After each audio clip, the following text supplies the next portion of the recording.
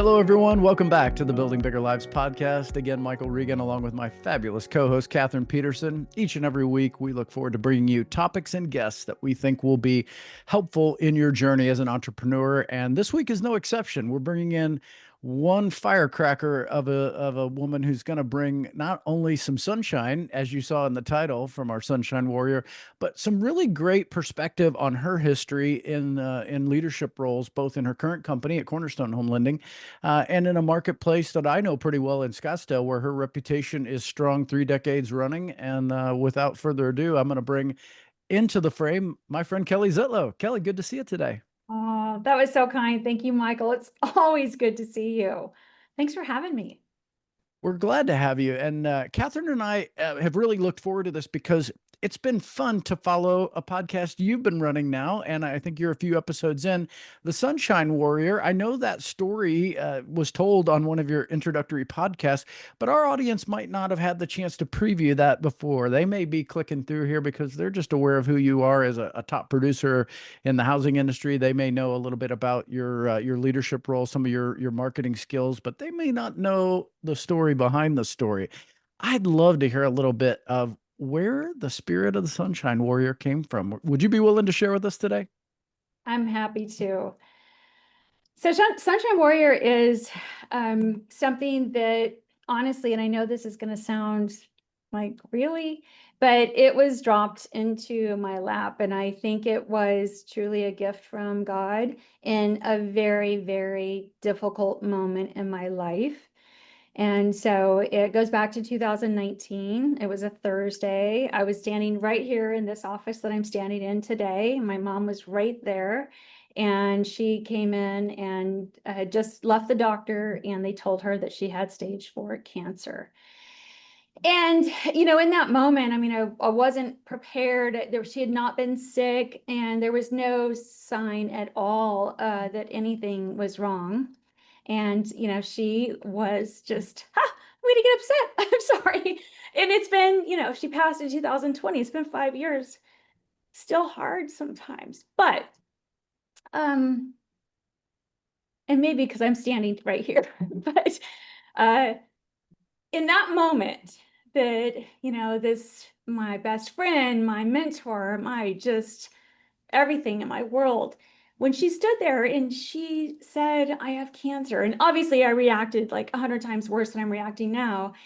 And I just saw something as I'm looking at her and I'm like crumbling inside. I saw this light come around her. It was this aura. It was this brightness. It was this yellow. It looked like sun, and it was just beaming from her.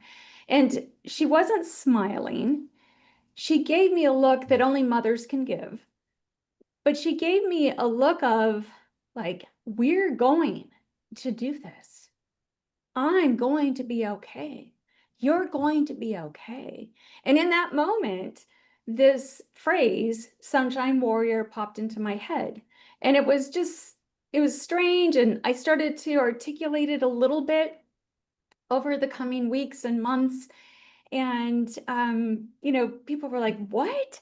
I'm like, I'm just telling you, like, this is a thing. And so it was inspired by her. And she was somebody that always just had this amazing light, and it was very bright. But she was really just always somebody not to be reckoned with either. This warrior spirit. If she was not somebody to back into a corner, she was not somebody, like, she was just a fighter. And so in that moment, it gave me some comfort. And as the months went on and we went through chemo and radiation and surgery and all the things, I just held on tight to that idea that we're going to go through difficult things in our lives as humans. It's part of this journey. And we have a choice when we go through it. And we can stand there in the face of death and say, I got this, and I'm going to fight this, and know in your heart that maybe you were questioning whether that was really going to happen or not, but you're so focused on just sharing the positivity and bringing comfort to those around you that I just thought, gosh, there's something here. And so fast forward, that led to, and I was happy that she got to see Sunshine Warrior before she passed. So if you know anything about me, you know I'm just like I'm a visionary. I get these ideas and they have helped, you know, certainly in my career, but I just couldn't let this thing go. And so I created Sunshine Warrior, and we have it trademarked and kind of went through all the things, and, you know, have a website, and just recently launched a podcast. And as I mentioned, she passed in June of 2020, and it was a difficult time, you know, but I think that when I think about Sunshine Warrior, this is not death. This is not a group about death or, you know, having people around you that have died or that kind of tragedy. It really is just a community and a tribe that's focused on lifting people up as they navigate these types of challenges. This was my challenge, but you may have a different challenge. And Kathryn, you may have had a different challenge. And so to bring people together in a world that seems very noisy and sometimes very negative, I want to bring a different voice to the world. And honestly, that joy and that voice and that light was a gift from my mom to me. So Kelly, I'm going to dig in a little bit to that first. Thanks for sharing your story with us, because I know it's probably hard every single time you say it. But so I'm imagining Kelly in that room, and the person that you were in that moment, everyone's going to have a little bit different perspective on that. And I know you probably had some steps that led you to being able to see that light, right? Being able to see the light in the darkness. And so let's go back a little bit and say, okay, Kelly of teenagers, Kelly of 20s, kind of what were some lessons, what were some things that you learned early on, maybe even from your mom, that really helped you see that positivity in the face of that darkness? Yeah. Well, I think, you know, as a teenager in school, I was probably no different than a lot of teenage girls, and just, you know, struggling to fit in and struggling to be accepted. So, you know, I think there were many tears and all the things that potentially teenage girls go through. And my mom was just there, and she was there to talk me through it. She always led me to see the positive part of whatever it was that was happening. And at the end of the day, whether that made me feel good or not, I knew that she was in my corner, and that it was going to be okay, even as difficult as it was. And so that lesson of we have this choice about how we're going to view things, frame things as challenges come to us. And that's very, you know, probably not a big deal to some people, but as an adolescent, it is a big deal. And in that moment, it's difficult sometimes to see yourself through it, especially the acceptance part. And so I think that was kind of just that critical part in my life where I was like, I just knew it was going to be okay, even though it was hard. So I would say Yeah. that would be a lesson. And then honestly, a lot of people don't know this about me, Kathryn, but I struggled with public speaking. I mean, to the extent that it was debilitating. It was just awful. And it held me back early on in my career for a long time. And my mom was just always kind of there, like, you know, you're gonna figure this out. And I think the warrior part of me was, I got to a point early on in my career where I was like, I have to figure this out. She's right. I have to figure this out. I have to figure out how to be able to talk to groups of people. And when I say public speaking, I mean, I struggled with a group larger than 6 people. So it was devastating, because I had had success and I love people and I love to help change lives and bring solutions to the table. But when I got in front of a large group, it was just, and it was challenging. So I'd say this kind of went on until about 2005, 2006. I had had enough and said, I'm going to get help. And so I had an opportunity come my way to be the director of Women of Scottsdale. At that time, it was owned by Linda Harold. And it was a group every month of females of all different industries. And we would meet at the Westin Kierland here in Scottsdale. And this director position required that I stand on a stage behind a podium and that I conduct the meeting and welcome sponsors and introduce people and just have wise words to convey and all the things. And interestingly enough, the first time Linda asked me, I said no. And have you ever said no to something that you should say yes to, but you just can't because you're so afraid. So you say no, but then you're just like kicking yourself because you said no. Well, that was me in that moment. And when I said no, I said to myself, if I'm ever asked to do this again, I will say yes. And thank God Linda saw something in me. And the next year she asked me to do it again. And without even thinking about it, I just said yes. And then I called somebody who was a public speaking coach and I said, can I hire you? Because I just said yes to something that scares me to death. And so, that was really my journey of kind of overcoming that fear. And that's just, kind of another one of those things that I'm not sure I could have done that without just having that both. I see light, I see a positivity in situations. I've always kind of been wired that way. And I know that that comes from my mom, but also just that fire inside of me. It was just undeniable. Yeah, this is fascinating to me, Kelly, because of course I have the benefit of having been in a market that you've been quite successful in. And it's great to hear what you're going through in those steps of your journey, because I think our audience can relate to this. These are not uncommon things that we all deal with. I mean, you're talking about answering Kathryn's question earlier about, the high school girl who's just nervous and wants to fit in, but, still sees what's possible and is willing to try. Then you're the adult who's got an opportunity, wants to say yes, but doesn't know how to do it, has to kind of ham and egg it to figure it out. These are all very relatable things. So let's camp on that for just a little bit longer. Yeah. If you can go back to that headspace 20 years ago, 2005, and you've clearly got the courage to say yes and the gumption to figure it out with this person, now what happens? I mean, do you just turn on the light switch and out comes this dynamo of a public speaker, or are you stepping on your tongue? Yeah, tell us a little bit about what the next part of the journey looks like. Well, it's a journey. And so the first step is to make the decision that you want to do it. For me, the second step was that I got coaching to help me better understand why I was feeling the way I was feeling and to actually go through the motions of speaking. And then the third piece of this is to push yourself to get on stage to speak. And so I had to start raising my hand and to go into local real estate offices, or to be asked to speak on stage at a mortgage event, or to even be asked to speak at a sales event within my company that was maybe to loan officers. I just said yes. And I wasn't very good. I was still afraid, but there was something that clicked for me. And even though I was afraid, and even though I really wasn't very good, I saw myself different. And I saw myself different in the sense that I saw somebody that could, as opposed to somebody that couldn't. And so I just kept doing it. And it's like anything that we focus on.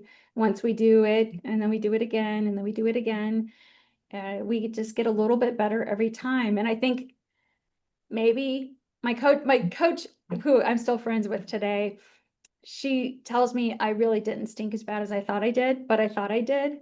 But I think what happens is you start to build confidence with every time you do it. And then you're like, okay, there was one moment there that I felt really good about. And then pretty soon it's like, oh, there was 10 minutes there that I felt like I just landed it. Okay, still got to work on this.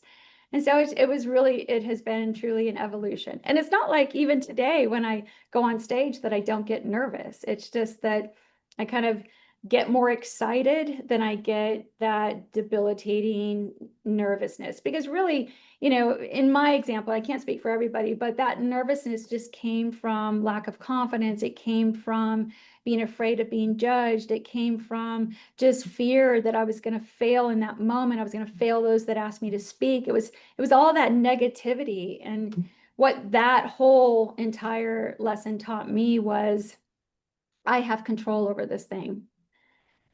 And sometimes I think we forget that as human beings. Kathryn, what I love about hearing Kelly's story here is this reminds me of when you and I talked about Susan Cain's book, Quiet, The Power of Introverts in a World That Yeah. Can't Stop Talking. And part of what Susan's hypothesis was for her personal story, and then the one that she shared out, sounds just like what Kelly Zitlow just told us. And it's so good to hear this, Kelly, because Kathryn and I also being introverts. And that doesn't, that surprises people from time to time, because if they've been around either of us, it's probably the same experience they have around you. They're like, wait a minute, I don't get it. You're great in front of the room, or you're always friendly, or yes, but it's a journey. And so I love, Kelly, that was the word you used as a pivot point, was it's a journey. We're all still becoming better at these things. It's never an arrival. Kathryn, that's so good to hear, isn't it? Yeah. So one of the things I listened to your podcast, and one of the things I really liked, well, first, I like that you also make up words, because sometimes I make up words and I think that's okay. But you also made up a word, which I think was get overable or something. I was like, yes, finally, someone else that's making up words. But the second thing I wrote down was the story we tell ourselves isn't always true, which you kind of alluded to. But I would love for you to talk more about that, because that was the part of the podcast I was like, yes, this is so good for people, especially women in our industry, I think, to hear. Yeah, I think just people in general, sometimes we'll get ourselves into these rabbit holes where this one negative thought, and then it leads to another thing. And then it can take us down. And again, I think this is in part maybe of the human journey that we all go through, and we're faced with the brains that maybe can just take us there. And so I think just having awareness that we have control over that, and having awareness, like this morning, I'm talking to a really good friend via text. She's struggling a little bit. By the way, in as much as she's just been a dear friend to me for over 50 years, she shared with me just how much the Sunshine Warrior podcast, and that it touched her and that it helped her in a situation. Well, she's not through that situation yet. And she texted me this morning, and she's just like, I am struggling.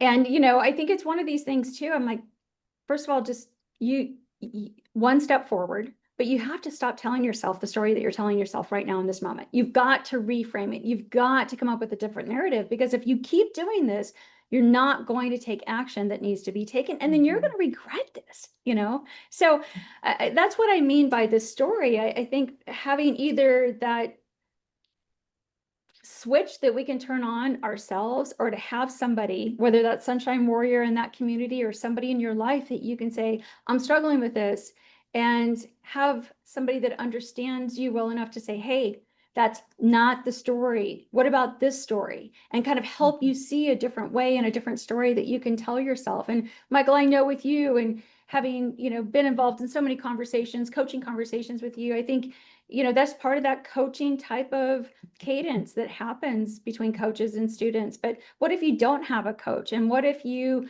just need to hear that in the moment? And I think that that's what we can do, just as people that have an open heart and want to help others. Obviously, there's a fine line of overstepping. I know her well enough. And actually, it was great, because one of my mom's most famous lines, and all my friends knew this, and she texted it to me this morning. She goes, I just need you to tell me to put my big girl pants on. And my mom used to say that all the time. She would say, hey, put your big girl pants on and go out there and do whatever. Put your big girl pants on. So that's kind of this theme. And when she texted me that this morning, I'm like, Candy still lives, right? My mom is still out there. And that one statement, I said, all right, I'm telling you, you got to put them on, one step in front of the other. And sometimes I do think when we're in the heat of the battle, or the misery of the negativity, or whatever it is that's holding us back, it's hard. It really is hard. I'm not standing here trying to make light of it. But in my experience, if we can just take one small step forward, just one, then pretty soon we have momentum to kind of take that next step forward. And then now we're moving, because it's when you stand still in misery, that's where the demons come, in my experience. Wow. Powerful, Kelly. I mean, just listening to you, and well, again, it's good for you to stay humble, but I'm telling you, this is what excited me, when you and Shay sat down and said, we're going to spin this up, and we're going to put this out there, and we're going to see if anybody pays attention. It was exciting for me. And you're right. As a coach, I look for those third party, whether it's an author, whether it's a podcast, I look for things, because I don't always want clients to think, hey, well, of course he cares. I'm paying him to be there. I do care, but it's helpful for them to hear those messages from other channels. And you guys are doing that. You've obviously reinforced the message of your mom and the spirit of that. I'm curious as well, if you're willing to tell me, what was your dad's influence like? What did you pick up from his story in this journey? Because we're all a little bit of a blend of our nature and nurture, and I'm curious what Yeah. his influence was in the story. Yeah. Thank you for asking. I actually lost my dad this year. So, I mean, it's been a journey. Now, my dad was very quiet. He was a man of very few words. The words that I recall him saying the most was just, I love you, but not talkative, not communicative, not really deep into, let's say, relationship, other than we knew we were loved and he provided for us. So, when I think about my mom and my dad, and they were married for 52 years, and it was kind of yin and yang. And what I took from my dad, and again, and as much as my mom was a warrior, my dad was somebody that persevered. He came from very humble beginnings. He didn't graduate from high school. He worked a blue collar job that was just, 80, 100 hours a week. I mean, there were times we didn't see him. It was just to watch his work ethic and to see how much he cared. He worked at the same company for almost 40 years. That instilled in me just that visualization of somebody that persevered. And it wasn't an ideal situation, but he did it. He did it because he did love us so much. And that was his way that he could contribute and to provide for us. Kathryn, I think about your dad. He's also, a pretty interesting guy, and I wonder, does that resonate with you at all as you hear Kelly share Completely. Yeah, I when you were describing him, it described my dad for sure. He's an engineer, so there's that. But most engineers are on that introverted side for sure. So then for you, people definitely know Kelly Zitlow and they know what she's like out there on stage, but I don't know. And you and I have run into each other a few times on a few of Dave's sessions a really long time ago. So I know some of the old Kelly and the new Kelly and all that in between. But what are the things that you would want the industry to know about you, or that you would want to make sure you're leaving with people that they may not get from your podcast, or they may not get from seeing on stage? What are those little pieces and parts? Oh gosh, that is a loaded question, Kathryn. I think that if I'm just having a conversation with a loan officer, and we have 220 loan officers here at Cornerstone, first it's realizing that everybody has their own unique story, and one size fits all really isn't the answer in our business, certainly, but maybe in most businesses. I think being able to lean into your uniqueness is really important. And sometimes we want to be like other people because we see what they're doing. And while for me, that's fueled me over the years, I love to go to mortgage conferences. I love to listen to the leaders in our industry. I love Dave Savage. I love the mortgage coach community. I love building champions. I love all these resources because I'm fueled through that. But it doesn't mean that I lose my identity in those conversations. And I think being okay with that, it took me a long time to figure that out. And so if I could share anything with somebody that's maybe new into the business or maybe struggling in the business, is what is your lane? Find it and double down on it.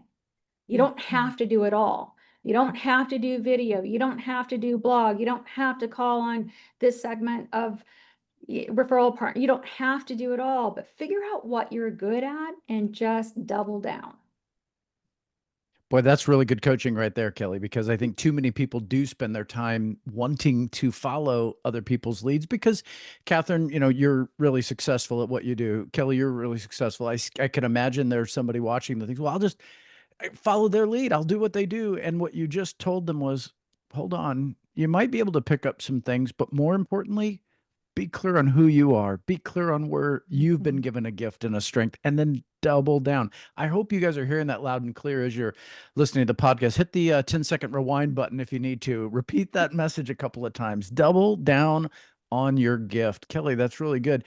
As the coach, I want to at least ask a question about your vision, because you're also living in a world that's rapidly changing, in an industry that is finally maturing in many ways that we've been anticipating for decades. Good, better, and indifferent. We're shifting. We're in the middle of it. And now you're leading these 220 some odd production leaders into the future. What are you seeing when you look out a year or two from now? I don't need you to predict anything. I'm just asking for where you're aiming people. What are some of the things that would help us make the shift and thrive and be more abundant, be more of a sunshine warrior in the world that we live in? What would you tell them? Well, I think a couple things. One, I'm a passionate learner. Like, I don't feel like there will ever be a point in my life where I arrive anywhere. I wake up every day wanting to get better. I wake up every day wanting to learn. I don't think I know it all. So I think that having that kind of perspective is really going to bode well as we move into a very kind of uncharted territory with regard to AI, with regard to technical advancements. I think being open and understanding it, and not just saying, well, I've been in the business 30 years and I don't do it that way. I think that there is some danger with that type of mentality. So again, forward thinking and embracing. I mean, there's so many cool things that are happening, and it doesn't mean that you're going to be obsolete. It just means that maybe you're going to have to evolve that lane that I spoke of, figure out your space where you fit. At the end of the day, one of the coolest things about being able to serve people who want to purchase homes in our country is this is a human business. Like, they still need, even though a computer can do a lot of things, at the end of the day, they still need to have somebody that they can talk to, that can explain the process, that can help them navigate this journey to get to the end point where they get those keys of that house. And to be a part of that, that's what's still exciting today. So will it look different? I do think it will look different. I think that, again, going back to AI, it's changing. AI is not no longer just for the future. AI is now. It's in the moment. And so the more we can learn about it, the more we can embrace it, the more where we need to put guardrails on it with regard to, hey, I'm going to use it for this, but I need to do this and this and this and this. I think that's all okay, but I wouldn't be afraid of change. Yeah, change is constant in this industry, and it's going to accelerate as we move forward, I think.